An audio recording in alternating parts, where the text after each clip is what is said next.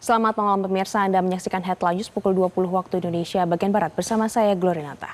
Pemirsa, seorang pengepul barang bekas di Kabupaten Bekasi, Jawa Barat tewas mengenaskan usai terkena ledakan benda misterius yang diduga mortir.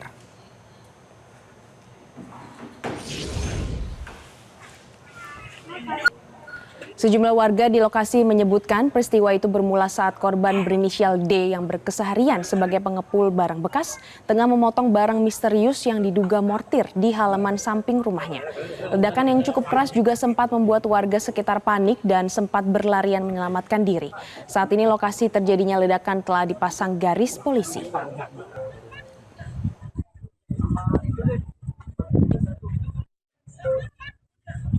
Itu katanya kirain anak-anak sih bilangnya katanya kompor gas meleduk gitu, tukang bakso tuh yang jualan.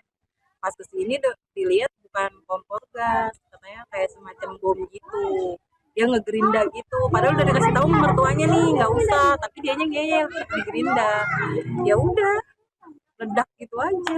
Kalau boleh tahu ledakannya kayak gimana? Ya pokoknya keras banget, gimana sih sampai bergetar gitu. Saya mah orang deket ya, jadi saya ngerasain. Oh, sampai getar. Berapa kali dia ledak?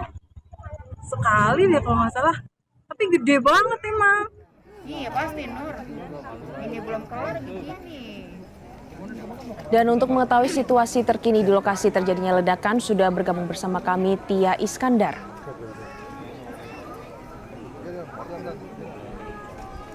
Selamat malam Tia, apakah sudah ada informasi resmi mengenai insiden ledakan ini dan benarkah dari mortir yang masih aktif?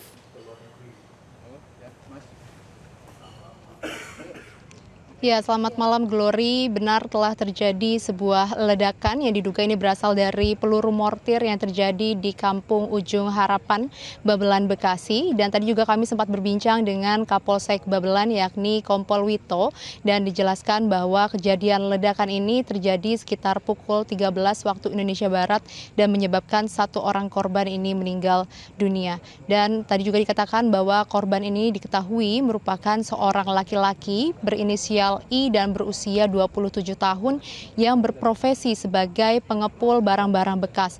Dan dijelaskan tadi bahwa korban ini memang kerap kali bekerja pada malam hari untuk mengumpulkan barang-barang bekas yang ia bawa menggunakan gerobak.